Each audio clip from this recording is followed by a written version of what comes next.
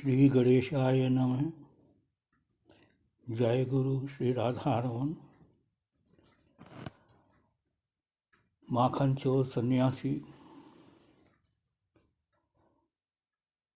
श्री कृष्ण चैतन्य महाप्रभु की बात आगे बढ़ाते हैं।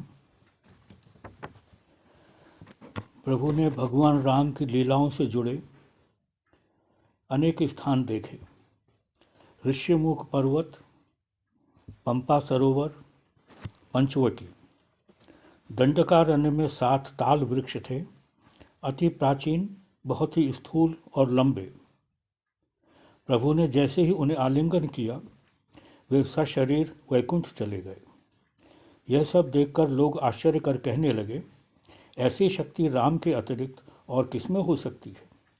यह सन्यासी राम के अवतार हैं। प्रभु पूना पहुँचे, फिर खंडवा में खंडवा देव के दर्शन किए। यहाँ प्रथा थी कि जिन कन्याओं का विवाह न होता, उन्हें उनके माता पिता खंडवा देव की सेवा में अर्पित कर देते। लोग उन कन्याओं को मुरारी कहते। वे ठाकुर के आगे नृत्य गायन करती। क्रमशः उन मुरारियों का पतन हुआ और उनकी अलग बस्ती हो गई। भद्र लोग वहाँ न जाते। प्रभु उनकी दुर्दशा की बात सुनकर बड़े दुखी हुए। उनके मोहल्ले में जाकर बोले, तुम लोगों के पति तो कृष्ण हैं, चिंता क्या? विशुद्ध मन से उनका भजन करो। यह कहकर प्रभु ने कीर्तन आरंभ कर दिया। जो होना था स्वतः हुआ।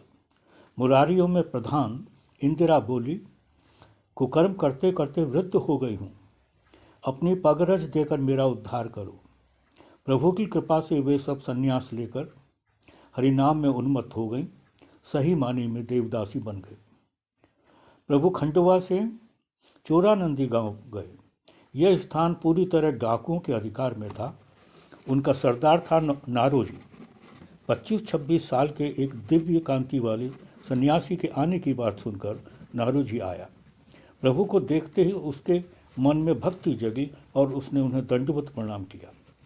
प्रभु का तो स्वरूप ही ऐसा कि उसे देखकर आदमी का मूल परिचय सामने आ जाए। जीव नित्य कृष्णदास। नारोजी आत्मग्लानि से भरकर अपने पाप ताप स्वयं ही बताने लगा। बोला, मैं ब्राह्मण का बेटा हूँ, मेरा परिवार नहीं। भिक्षा मांगकर 2 मुट्ठी अन्न जुटा सकता था, पर पाप कर कर जीवन नष्ट कर दिया। मेरे मन में दया माया नहीं, पर आज तुम्हें देखकर मेरे प्राण रो उठे हैं। यह कहकर नारोजी ने अपने हाथ के अस्त्र झटक कर फेंक दिए। वह 50 वर्षीय प्रकांड देहधारी दस्यु प्रभु के श्री चरणों में गिर पड़ा। इतना ही नहीं, कौपीन पहनकर अपने साथियों को सुमार्ग पर चलने का उपदेश देकर प्रभु के पीछे पीछे चल पड़ा। नारोजी भी प्रभु के सहयात्री बन गए। वे खंडला पहुँचे। वहाँ एक रात रुककर प्रभु ने अपने नित्य कीर्तन से पूरे परिवेश को भक्तिमय बना दिया। यात्रा के अगले पड़ाव थे नासिक, दमन और सूरत। श्री राम की कुटी और उनके चरण चिन्ह देखकर प्रभु मेरे राम कहाँ हैं कहकर रोने लगे। सूरत पहुंचकर प्रभु ने देखा कि एक ब्राह्मण सूरत राजा द्वारा प्रतिष्ठित अष्टभुजा देवी के मंदिर में बलि के लिए एक बकरा लाया है। प्रभु ने दुखी होकर कहा, माँ तो वैष्णवी हैं, मांस नहीं खाती। तुम लोग माँ के मत्ते दोष मरकर मांस भक्षण करोगे। इस मूक प्राणी को छोड़ दो। उस ब्राह्मण की मति बदल गई और वह बलि से विरत हुआ। उधर प्रभु ने ताप्ती में स्नान कर राजा बलि द्वारा स्थापित भगवान वामन देव के दर्शन किए। फिर बड़ौदा में डाकोर जी के दर्शन किए। नारोजी अस्वस्थ थे।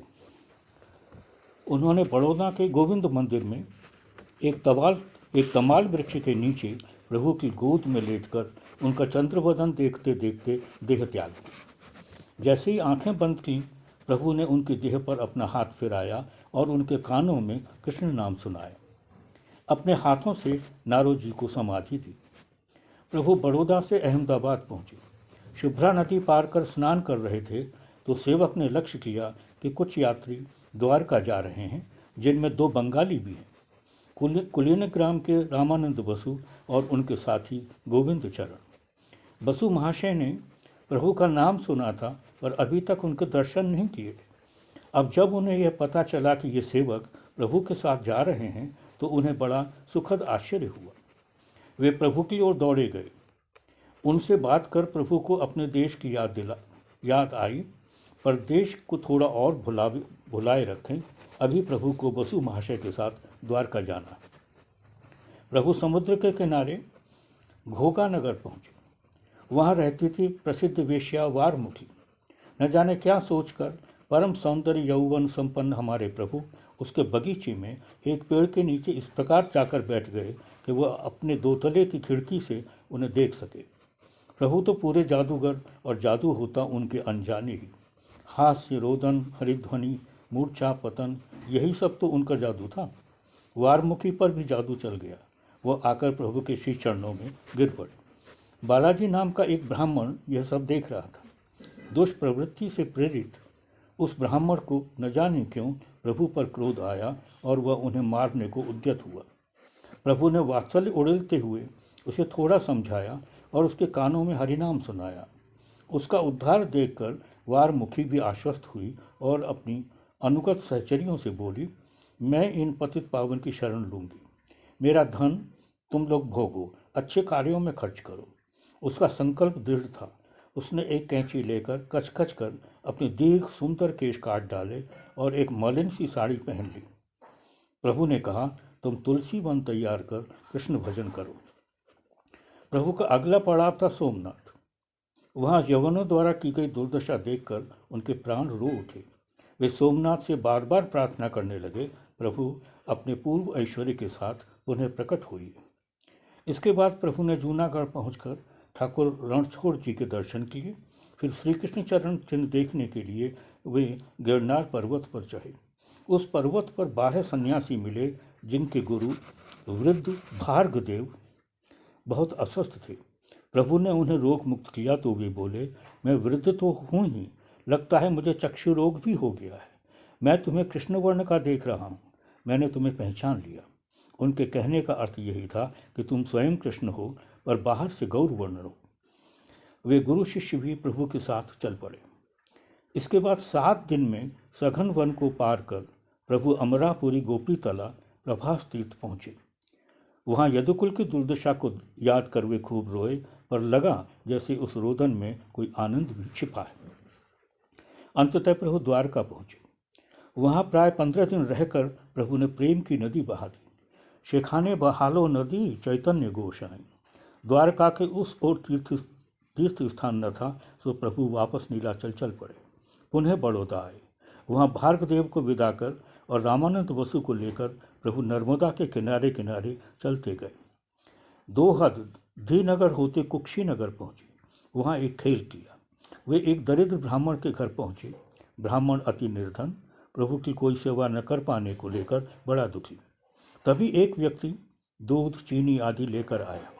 बोला, तुम्हारे ठाकुर लक्ष्मी नारायण आज स्वप्न में आए, एक नए रूप में खीर खाने की इच्छा जताई, लो ये सब लेकर।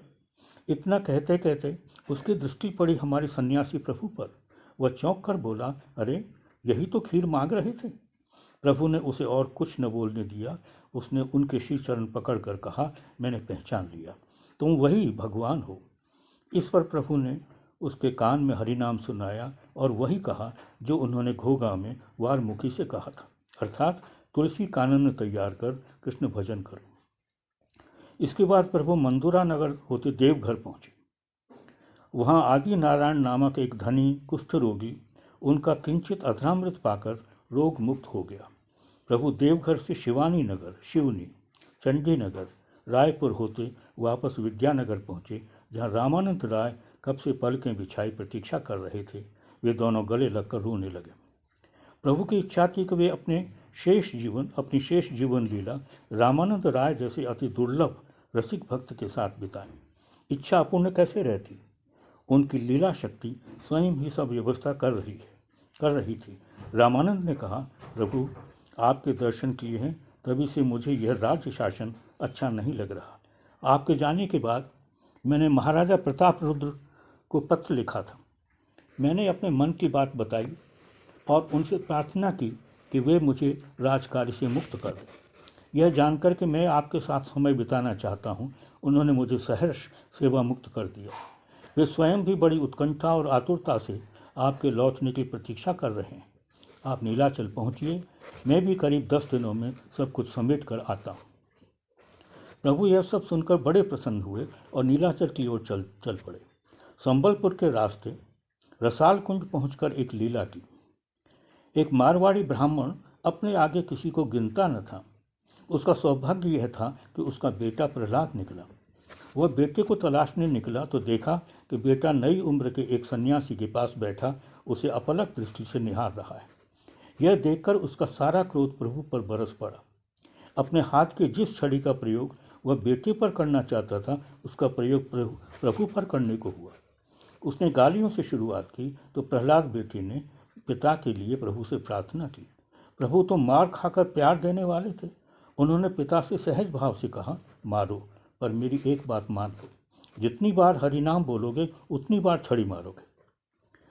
बेटा प्रभु की इस करुणा को देखकर पिता से बोला, देख नहीं रहे, ये स्वयं जगन्नाथ हैं। कहना ही पर्याप्त है, प्रभु की कृपा से उस ब्राह्मण के हृदय में भक्ति का उदय हो गया। प्रभु की दक्षिण यात्रा पूरी हुई। आलाल नाथ के निकट पहुंचकर उन्होंने भृत्य को भेजकर अपने प्रत्यावर्तन का संवाद नीलाचल भिजवाया। प्राय 2 वर्षों से प्रभु की प्रतीक्षा कर रहे नित्यानंद, सार्वभौम, गोपीनाथ आदि भक्त परिकर भृत्य के मुंह से यह सुनकर कि प्रभु आ रहे हैं, आनंद से उछल पड़े। ज्ञात हो कि प्रभु प्राय 2 वर्ष पूर्व शांतिपुर से नीलाचल आए थे, तो उनके साथ नित्यानंद, जगदानंद, दामोदर पंडित, मुकुंद दत्त 4 जन ही थे। कुछ दिन बाद गौरशून्य नवद्वीप में और न रह पाकर गदाधर, नरहरि, मुरारी, खंज भगवान आदि भी नीलाचल पहुंच गए। तब तक प्रभु दक्षिण यात्रा पर निकल चुके थे। आज प्रभु की वापसी का संवाद पाते ही चारों ओर खबर फैल गई कि सार्वभौम के सन्यासी आ रहे हैं। सब बड़ी धूमधाम से गाजे बाजे के साथ प्रभु की अगवानी के लिए दौड़ पड़े। प्रभु उन प्राण प्रिय भक्तों को लेकर सीधे जगन्नाथ दर्शन को गए। सार्वभौम ने प्रभु को एक रात अपने घर में रखा। खा पीकर प्रभु लेट गए। सार्वभौम ने सोचा कि प्रभु 2 वर्षों तक नंगे पैर इतना घूमे हैं, छाले पड़ गए होंगे। यह सोचकर सेवा की दृष्टि से उन्होंने प्रभु के श्री चरण गोद में रखे।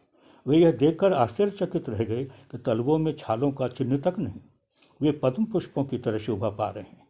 हम थोड़ी देर प्रभु को निद्रा देवी की सुखद कोमल गोद में रखते हैं। अगले दिन सुबह सार्वभौम प्रभु को काशी मिश्र के आवास पर ले गए।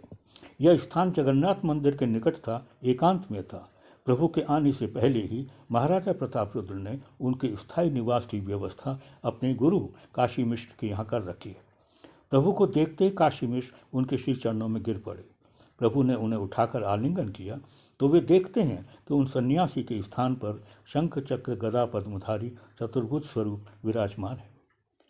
इसी समय अनेक नीलाचलवासी और जगन्नाथ सेवक प्रभु के दर्शन करने आए। सार्वभौम ने सबका परिचय कराया। रामानंद राय के पिता भवानंद राय अपने अन्य 4 पुत्रों को लेकर आए। प्रभु ने भवानंद को आलिंगन किया तो वे बोले, मैं अधम विषयी शूद्र, तुमने मुझे स्पर्श किया, इसी से पता चलता है कि तुम स्वयं भगवान हो। मैं स्वयं को और अपने 5 पुत्रों, घर बार, धन, नौकर चाकरों को तुम्हें सौंपता हूँ। मेरा यह पुत्र वाणीनाथ तो तुम्हारे श्री चरणों में ही रहेगा, जब जो आज्ञा दोगे करेगा। वस्तुतः ये वाणीनाथ सदा ही प्रभु के पास रहते। उनका एक ही काम था, प्रभु का संकेत समझकर सेवा करना। नित्यानंद आदि कुछ एक परिकर थे जो इस मिलन आनंद के क्षणों में भी नवद्वीप को नहीं भूले। उन्होंने प्रभु से बात कर उनके लौट आने का संवाद शचीमा के पास पहुंचाने के लिए काला कृष्णदास को नवद्वीप भेजा। एक समय था जब शचीमा साधु सन्यासियों से बड़ी चिढ़ती थी।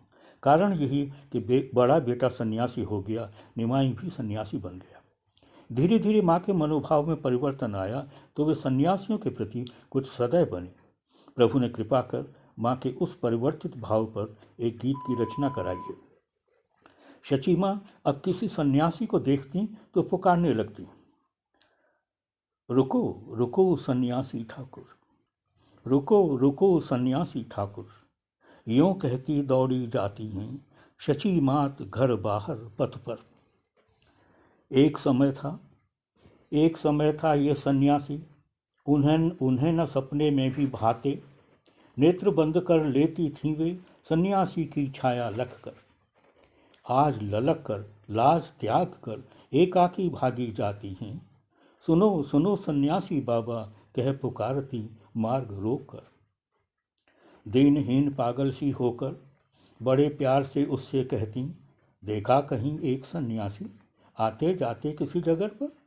नई उम्र है, रंग स्वर्ण सा, 4.5 हाथ का लंबा, हरे कृष्ण गाता रहता है, आंखें लाल हुई रो रो कर। तुम तो उसके बंधु, बताओ कैसा मेरा लाल निमाई, क्या कोई चारा सन्यासी अभी देख पाऊं मैं उड़कर। शचीमा आज भी अपने आंगन में एक सन्यासी के साथ बैठी। सन्यासी है परमानंदपुरी, मग्न है गौर वार्ता में, बात बात में मेरा निमाई मेरा निमाई। ठीक इसी समय उनकी भाव मुग्धता भंग होती है। किसी ने एकाएक कर्ण कुहरों में मानो अमृत धारा उड़ेल दी। द्वार के उस ओर से किसी ने पुकार कर कहा, माँ तुम्हारे निमाई नीलाचल आ गए, प्रभु लौट आए। नीलाचल से आए उस दूत के एक वाक्य ने विष्णुप्रिया जी, शचीमा, परमानंदपुरी आदि को आनंद से भर दिया। देखते देखते वह आनंद संवाद चारों ओर फैल गया।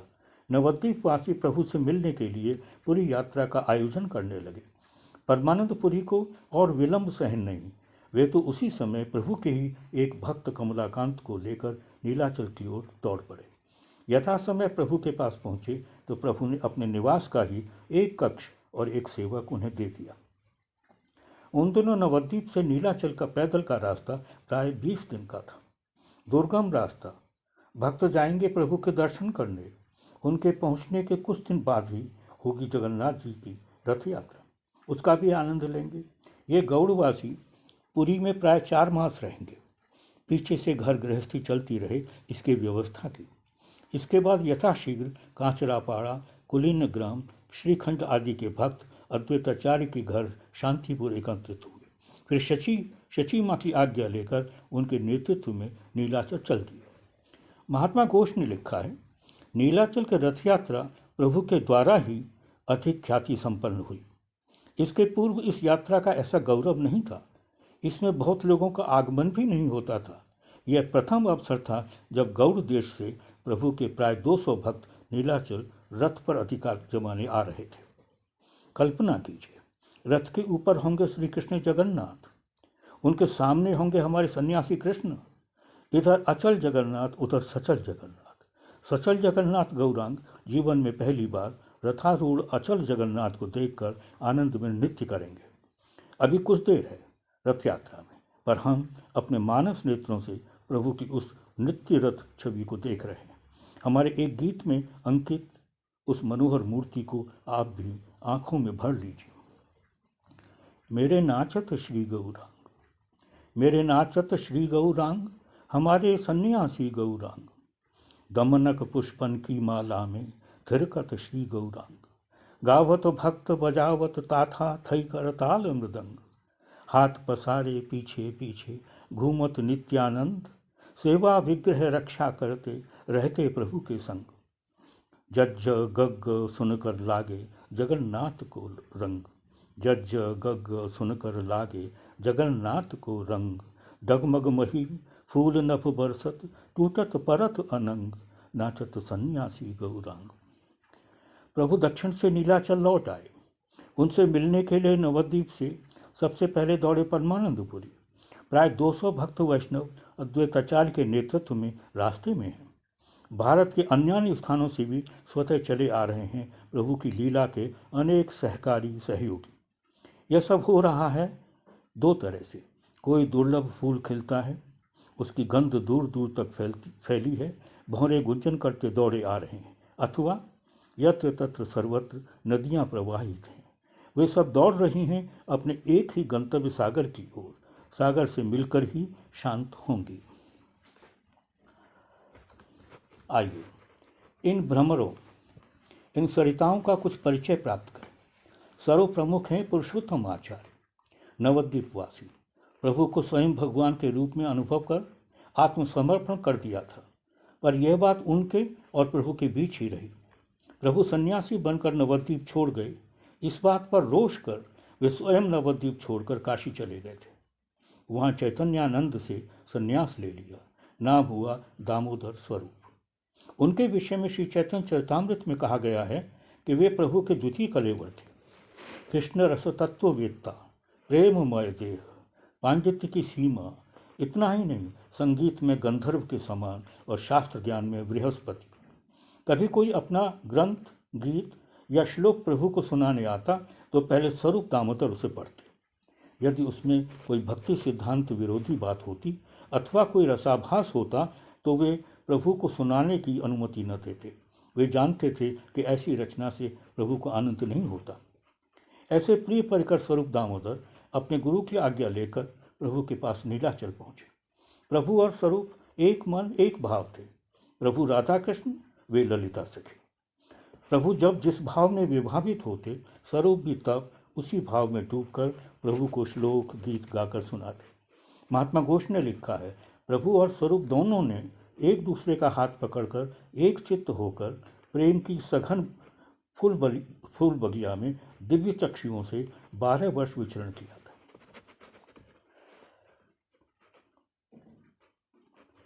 फिर सुनिए, प्रभु और स्वरूप दोनों ने एक दूसरे का हाथ पकड़कर एक चित्त होकर प्रेम की सघन फूल बगिया में दिव्य चक्षुओं से 12 वर्ष विचरण किया था।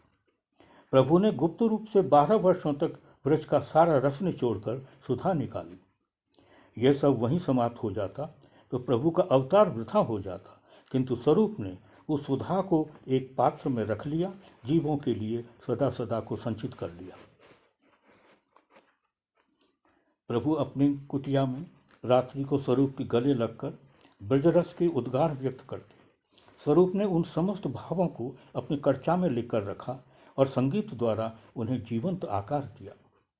यदि स्वरूप प्रभु के साथ अंतिम 12 वर्ष वास न करते तो प्रभु ने इतने दिन क्या किया कोई न जान पाता। नवद्वीप के इन पुरुषोत्तम आचार्य को अवधूत वेश में आया देखकर प्रभु ने उन्हें आलिंगन किया और कहा, तुम आओगे, मैंने कल स्वप्न देखा, तुम्हारे बिना मैं अंधा था, अब मुझे नेत्र मिल गए। प्रभु ने स्वरूप के लिए भी एक कक्ष और एक सेवक की व्यवस्था कर दी। स्वरूप दामोदर के बाद आए गोविंद। वे प्रभु के गुरु श्रीपाद ईश्वरपुरी के सेवक थे। पुरीराज ने देह त्यागते समय गोविंद और एक अन्य सेवक काशीश्वर को निर्देश दिया था कि वे दोनों जाकर श्री कृष्ण चैतन्य अर्थात हमारे प्रभु की सेवा करें। गोविंद ने प्रभु को प्रणाम कर हाथ जोड़कर कहा, कृपा कर मुझे स्वीकार कीजिए, काशीश्वर तीर्थ करने गए हैं, शीघ्र ही आएंगे। प्रभु को थोड़ा संकोच हुआ। उन्होंने सोचा, गोविंद ने मेरे गुरु महाराज की सेवा की है, ये मेरे लिए पूज्य हैं, मैं इनसे अपनी सेवा कैसे करा सकता हूँ। वो यह सोचकर प्रभु ने पास बैठे सार्वभौम से परामर्श किया तो वे बोले, गुरु की आज्ञा का पालन कर इन्हें ग्रहण कीजिए। यह सुनकर प्रभु ने उठकर गोविंद को आलिंगन किया। ये भाग्यवान गोविंद तभी से प्रभु के श्री अंग सेवक बनकर रहे। यथासमय काशीश्वर गोसाई भी आए। वे अच्छे कद काठी के थे। प्रभु मंदिर जाते तो वे भीड़ को हटाते चलते। इसके बाद ब्रह्मानंद भारती आए। उन्होंने भी केशव भारती महाशय से संन्यास मंत्र लिया था। मुकुंद ने उनके आने की सूचना दी तो प्रभु स्वयं भक्तजनों के साथ उनकी अगवानी के लिए द्वार पर पहुंचे। ब्रह्मानंद ने प्रभु को पहले नहीं देखा था, किंतु उनकी अपरूप आकृति प्रकृति के विषय में खूब सुन रखा था। दूर से देखकर ही पहचान गए कि यही कृष्ण चैतन्य है। प्रभु ने देखा कि भारती जी चरम वस्त्र धारण किए। उनने अनजान बनकर मुकुंद से कहा, तुम भी बड़े अज्ञानी हो। ये भारती गोसाई होते तो चरमांबर क्यों पहनते। जो श्री कृष्ण के चरणों का आश्रय लेता है वो ऐसी बाहरी प्रताड़ना नहीं रखता। तभी प्रभु का संकेत पाकर दामोदर पंडित ने कपड़े का बहिर्वास ला कर दिया तो भारती जी उसे पहनते हुए बोले, मैं समझ गया कि मेरा चरमांबर पहनना केवल दंभ ही था, उससे भवसागर पार नहीं किया जा सकता। प्रभु यह सब देख सुनकर बड़े संतुष्ट हुए। वे भारती जी को प्रणाम करने लगे तो वे बोले, जीव शिक्षा के लिए तुम्हारा अवतार हुआ है, तभी तुम मुझे प्रणाम कर रहे हो, पर मेरी विनती है कि ऐसा अब और न करना। इसके बाद भारती जी ने सार्वभौम की ओर देखकर कहा, यह जो वस्तु सन्यासी रूप में हमारे आगे खड़ी है, इसने मुझे पूरी तरह आनंद से उन्मुक्त कर दिया है। इसलिए मैं इस निष्कर्ष पर पहुंचा हूं कि ये वही हैं जो अपने रूप गुण से सभी जीवों को आकर्षित करते हैं। और देखो भट्टाचार्य, शास्त्रों की उक्ति है कि भगवान स्वर्ण वर्ण धारण कर सन्यासी होंगे। वह उक्ति अब सफल हुई है। भारती जी ने प्रभु से भी स्पष्ट कह दिया। वर्तमान में जगन्नाथपुरी में स्थिर और जंगम, अचल और सचल दोनों ब्रह्म उपस्थित थे। स्थिर ब्रह्म नीलवर्ण थे, अब तुम जंगम जगन्नाथ गौर वर्ण धारण कर प्रकट हुए हो। इस प्रकार ब्रह्मानंद भारती महाशय ने सबको बता दिया कि प्रभु सचल जगन्नाथ हैं। जो भी हो, प्रभु ने ब्रह्मानंद भारती जी के लिए भी कक्ष और सेवक की व्यवस्था कर दी। भ्रमरों और नदियों की तरह भक्त परिकर एक एक कर प्रभु की सेवा सानिध्य में आ रहे हैं, पर आश्चर्य है कि जो इस राज्य के राजा हैं वे प्रभु के दर्शन के लिए केवल छटपटा रहे हैं। उन्हें प्रभु के पास पहुंचने में अभी सफलता नहीं मिली। इसका प्रमुख कारण तो यही है कि वे राजा हैं। दूसरा कारण यह है कि परिस्थिति कुछ ऐसी ही रही। प्रभु के दक्षिण यात्रा पर जाते ही उनकी महिमा सूर्य की तरह प्रकाशित हो गई। बात इस रूप में फैली कि श्री कृष्ण सन्यासी बनकर नीलाचल आए थे। वे सार्वभौम पर कृपा कर चले गए। यह बात महाराजा प्रतापरुद्र के कानों में पहुंची। वे उस समय अपनी राजधानी कटक में थे। उन्होंने सार्वभौम को बुलवाया। बोले, मैंने सुना है कि एक महाशय नीलाचल आए। बहुत लोगों का विश्वास है कि वे स्वयं भगवान हैं, स्वयं जगन्नाथ हैं और उन्होंने तुम पर बड़ी कृपा की है। क्या तुम भी उन्हें भगवान मानते हो? एक बार मुझे दिखाओ। सार्वभौम ने कहा, महाराज वे सन्यासी हैं। राज दर्शन सन्यासी के लिए निषिद्ध है। हाँ, मैं उन्हें पहले नहीं पहचान पाया, पर उन्होंने कृपा कर मुझे अपना परिचय दे दिया। आप व्यग्र न हो, वे शीघ्र ही नीलाचल लौटेंगे। आपके राज्य में रहेंगे तो आपको दर्शन भी देंगे।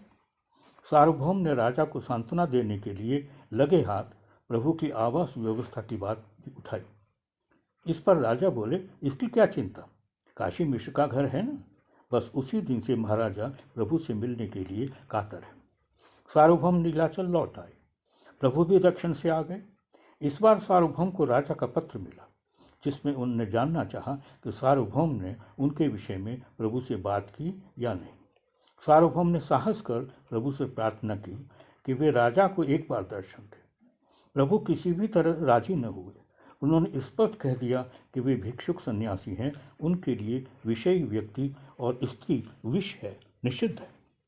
सार्वभौम ने कहा, प्रभु राजा जगन्नाथ के सेवक व परम भक्त हैं, उन्हें दर्शन देना शास्त्र विरुद्ध नहीं होगा। प्रभु के रुख में कोई परिवर्तन नहीं हुआ। उन्होंने यहाँ तक कह दिया कि यदि सार्वभौम उन्हें इस बात के लिए विवश करेंगे तो वे नीलाचल से चले जाएंगे। राजा का दूसरा पत्र आया तो सार्वभौम नित्यानंद को आगे कर अन्यान्य भक्तों के साथ प्रभु के पास पुनः पहुँचे। इस बार भी सफलता नहीं मिली तो नित्यानंद ने प्रस्ताव रखा कि प्रभु अपना एक प्रसादी बहिर्वास दे दें। राजा उसी को स्पर्श कर अपने को धन्य समझेंगे। प्रभु ने बहिर्वास दिलवा दिया। महाराजा प्रतापरुद्र का नियम था कि वे जगन्नाथ जी की स्नान यात्रा से 2-3 दिन पूर्व नीलाचल आते थे। वे आए। साथ में आए रामानंद राय, जो अब राजकार्य से मुक्त हो गए। राजा प्रभु से मिलने के लिए सार्वभौम से आग्रह अनुरोध कर चुके हैं। अब रामानंद से भी काकुति मिनती की। रामानंद ने भी प्रभु के पास जाकर तरह तरह से बात की, पर वे राजा को दर्शन देने के लिए प्रस्तुत न हुए। हाँ, न जाने क्या सोचकर प्रभु ने कहा, तुम राजा के पुत्र को ले आओ। शास्त्र कहते हैं ना, आत्मा वही जायते पुत्र। रामानंद को लगा कि बात आगे बढ़ रही है, कुछ सफलता मिल रही है। राजा को पूरी बात बताकर उनके श्यामल किशोर पुत्र को कृष्ण वेश में सुसज्जित कर प्रभु के पास ले गए। राजपुत्र को देखकर प्रभु को श्री कृष्ण की स्मृति हुई और उन्होंने उसे आलिंगन कर लिया। उस स्पर्श का प्रभाव यह हुआ कि उसकी देह अश्रु, कंप, पुलक आदि भावों से भर गई। वह प्रेमाविष्ट होकर कृष्ण कृष्ण कहकर नाचने रोने लगा। वह लौटकर राजभवन गया तो राजा ने उसका आलिंगन किया। वे भी उसी अभूतपूर्व आनंद का कुछ अंश पा गए। 2-3 दिन बाद ही स्नान यात्रा संपन्न हुई, अर्थात भक्त दर्शकों की उपस्थिति में विधि विधान के साथ जगन्नाथ देव ने स्नान किया। इस स्नान के बाद भगवान जगन्नाथ अस्वस्थ हो जाते हैं। गुप्त रूप से उनकी चिकित्सा चलने लगती है। वे 15 दिन किसी को दर्शन नहीं देते। इस अवधि को अनवसर कहा जाता है। राधा भाव विभावित हमारे प्रभु तो जगन्नाथ दर्शन के बिना एक पल भी नहीं रह सकते। उन्हें अदर्शन जनित दुख असह्य हो गया और वे नीलाचल से अलालनाथ चले गए। उनके नीलाचल के संगी साथी उन्हें यह कहकर वापस ले आए कि गौड़वासी भक्त उनसे मिलने आ रहे हैं, उन्हें न देखकर बड़े दुखी और कातर होंगे। आइए अब स्वागत करते हैं उन 200 गौड़वासियों का जो 20-25 दिन का दुर्गम रास्ता पार कर प्रभु से मिलने आ रहे हैं। जैसे ही महाराजा को पता चला कि प्रभु के प्रियजन आ रहे हैं, वे गोपीनाथ को लेकर अपनी छत पर गए। गोपीनाथ ही उन प्रियजनों का परिचय देंगे। उन लोगों ने मार्ग में कितने ही कष्ट सहन किए हों, यहाँ आते ही सबने पैरों में नूपुर बांध लिए हैं और वे लोग मृदंग करताल बजाते नाचते गाते चले आ रहे हैं। पर यह क्या, ये लोग जगन्नाथ दर्शन न कर सीधे प्रभु के आवास की ओर जा रहे हैं। गोपीनाथ ने कहा, यही प्रीति की रीति है। वे पहले अपने प्रभु से मिलेंगे, फिर उनके साथ जगन्नाथ दर्शन करेंगे। महाराजा एक एक बात पर मुग्ध और आश्चर्यचकित हो रहे हैं। उनके लिए गौड़वासियों का यह नित्य कीर्तन भी अभूतपूर्व था। इस विषय में गोपीनाथ ने कहा, महाराज, पृथ्वी पर ऐसा कीर्तन न था। हमारे प्रभु ने ब्रज का निगूढ़ रस प्रकाशित करने के लिए इस कीर्तन पद्धति की सृष्टि की है। महाराजा गौड़वासी भक्तों पर भी कम मुग्ध न थे। सार्वभौम से कहने लगे, भट्टाचार्य, ये जो वैष्णव आ रहे हैं, इनका तेज मानो कोटि सूर्यों के समान है। वैष्णवों में इतना तेज हो सकता है, यह कभी नहीं जाना। इधर प्रभु ने गौड़वासी भक्तों के स्वागत सत्कार के लिए माला चंदन लेकर स्वरूप और गोविंद को भेजा। फिर थोड़ी देर में वे स्वयं भी नीलाचल के साथियों को लेकर अपने प्रियजनों के आगे जा पहुंचे। कुछ देर तक वहीं प्रणाम वंदना, प्रीति संभाषण, आलिंगन और सहज वात्सल्य का दौर चला। फिर प्रभु उन सबको राधाकांत मठ अर्थात काशी मिश्रा ले गए। सार्वभौम के कहने पर महाराजा ने आगंतुक गौड़वासियों के आवास की व्यवस्था कर दी है। यवन ठाकुर हरिदास भी तो आए हैं। प्रभु संन्यास लेकर नीलाचल आए थे, तब मुसलमानों को नीलाचल जाने का अधिकार नहीं था, इसलिए हरिदास प्रभु के साथ नहीं आ पाए थे। अब राजा प्रतापरुद्र प्रभु के भक्त हो गए हैं, तो अन्य गौड़वासियों के साथ वे भी आ गए। पर उनका दैन्य ऐसा है कि वे जगन्नाथ मंदिर नहीं जाएंगे। क्या पता जाने अनजाने में किसी जगन्नाथ सेवक से उनका स्पर्श हो जाए। उनके इस दैन्य की बात सोचकर प्रभु ने उनके आवास की व्यवस्था अपने पास पुष्प उद्यान के एक निर्जन कक्ष में करा रखी है। उन्हें वह कक्ष दिखाकर प्रभु ने कहा, यहाँ रहो, नाम कीर्तन करो, यहीं से जगन्नाथ मंदिर के चक्र को प्रणाम करो। तुम्हारे लिए प्रसाद यहीं आ जाएगा और मैं तुमसे नित्य आकर मिलूंगा। आज प्रभु पूरे गृहस्थ बन गए। प्राय 200 भक्त भगवान के अतिथि हैं। प्रभु एक एक को पकड़ पकड़ कर बैठा रहे हैं, पत्तल रख रहे हैं। अतिथि सत्कार को लेकर वे इतने उदार हैं कि एक एक की पत्तल पर 2-2, 3-3 जनों के लायक भात परोसने लगे। पर बात क्या है, कोई खा क्यों नहीं रहा? तभी स्वरूप, जगदानंद और दामोदर आगे आए और बोले, जब तक आप नहीं बैठेंगे कोई नहीं खाएगा। यह सुनकर प्रभु गोविंद के हाथों हरिदास को प्रसाद भिजवाकर नित्यानंद को अपनी दाईं ओर बैठाकर अपने संगी सन्यासियों के साथ प्रसाद पाने बैठ गए। भोजन के बाद प्रभु ने स्वयं सबको चंदन लगाया, मालाएं पहनाई, सब अपने अपने वास स्थान को चले गए। शाम के समय वे सब प्रभु के पास पुनः पहुंचे। प्रभु ने कीर्तन की 4 टोलियां बनाई। प्रत्येक मंडली में 2 मृदंग, 4 जोड़ी करताले और 1 मूल गायक। इन चारों संप्रदायों के 4 प्रधान नित्यानंद, अद्वैत, श्रीवास और वक्रेश्वर। प्रभु ने जगन्नाथ मंदिर पहुंचकर सबसे कीर्तन आरंभ करने को कहा। वे स्वयं चारों मंडलियों के बीच नृत्य करने लगे। हर संप्रदाय को अनुभव हुआ कि प्रभु उसके साथ हैं। प्रभु प्रेमोन्मत्त होकर सोने की गुड़िया की तरह नृत्य कर रहे हैं। उनके नेत्रों से पिचकारी की तरह जल निकल रहा है और उपस्थित जनसमूह को सिक्त कर रहा है। पुरीवासी, नर नारी, बालक वृद्ध, सभी के लिए यह नृत्य, यह कीर्तन अद्भुत है, अति अद्भुत। शेष अगली बार।